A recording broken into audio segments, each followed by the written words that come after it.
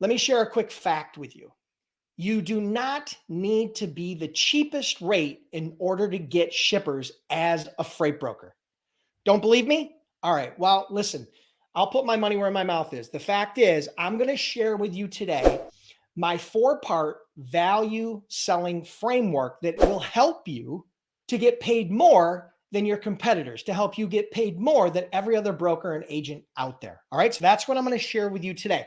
If that's interesting to you, make sure you hit the like button. Truly appreciate you guys being here. Part number 1 of the value selling framework, which is a major part of my Freight Broker Sales Accelerator program. Okay. Part 1 is you must have a strong verbal posture and address the price objection up front. Let me show you what I mean by this. So a strong verbal posture is what I'm doing right now. When you have a bad posture, you're hunched over, sitting in a chair, right? And you don't look confident, right? Now, a strong verbal posture is similar. Do you see the way I'm talking? Do you see the way I'm animated? Can you hear the tone in my voice? You have to have a strong verbal posture. Here's the opposite of a strong verbal posture.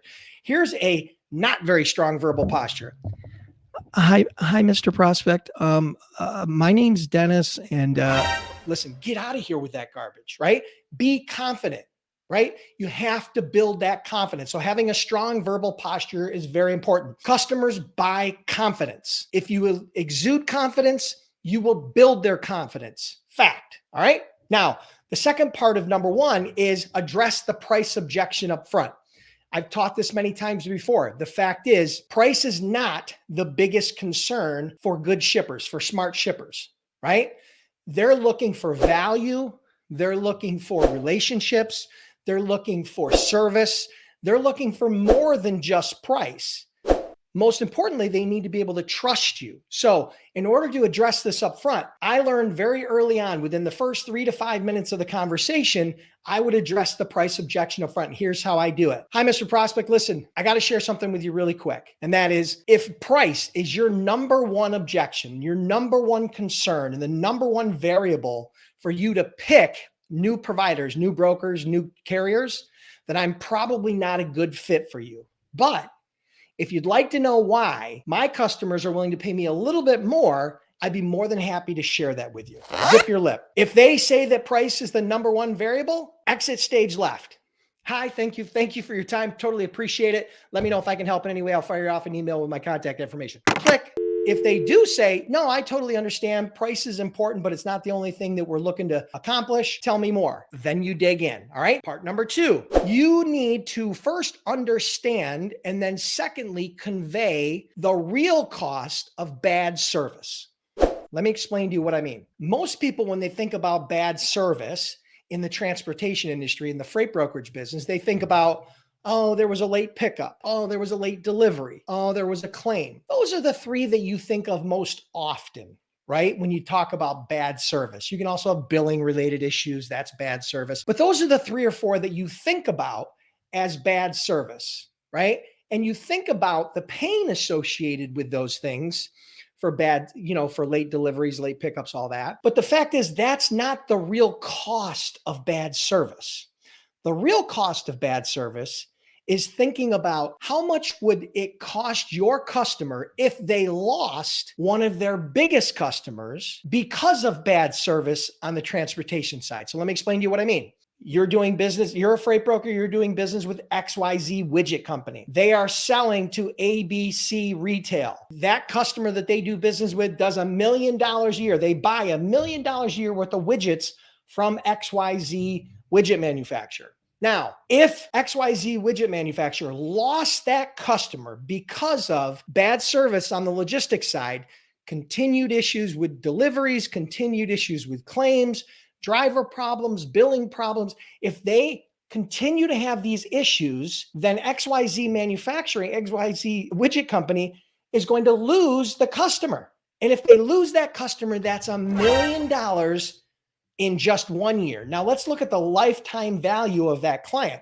If they had that client for 10 years, they could have potentially lost $10 million. Now, when you put it in that framework, when you put it in that light, and if you can explain that to your shipper, They typically don't argue over 25 or 50 or $100 because they understand that as the logistics manager, as the transportation manager, as the shipping manager, if it's their fault that they lose the customer, if the customer points to logistics and transportation and freight delivery as a reason why they're losing the customer, that guy's going to lose his job. I can almost guarantee it. He may not lose it that day, but in very short order, general manager, the CFO, the COO is going to be looking for his replacement.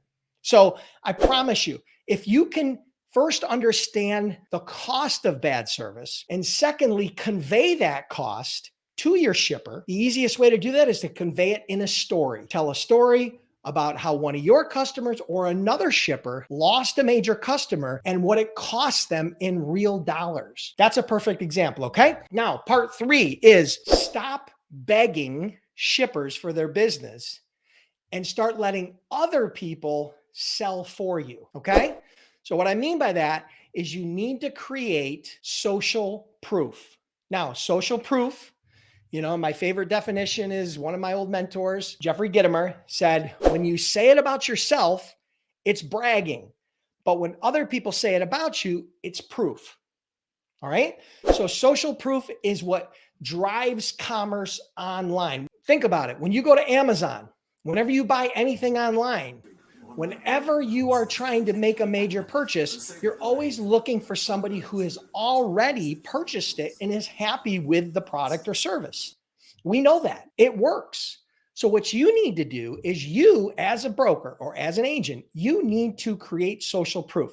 Imagine having a testimonial letter on a company's letterhead or a video testimonial that was 60 to 120 seconds long that basically said, I started doing business with Dennis. I was a little bit apprehensive at first, but I have to be honest, it's one of the smartest decisions we ever made. He's helped us do X, Y, and Z. I don't know what we would do without him. Truly appreciate it. Thank you, Dennis. If you're considering using him, I highly recommend him. Can you imagine having a letter or a video testimonial that said something like that or a facsimile thereof? Okay, anything close to that. Well, how does that make your prospect feel? Does it build confidence? Absolutely, no question.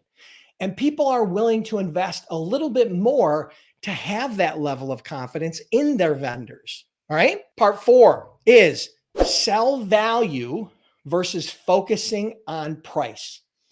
This is one of the worst habits that freight brokers and freight agents have. They focus exclusively on price. They only talk about price. They talk about freight quotes and freight rates and freight bids, and that's all they talk about. Can I do a quote? Can I do a quote? Can I do a quote? Listen, if you focus on price, your shipper, your prospect is going to focus on price.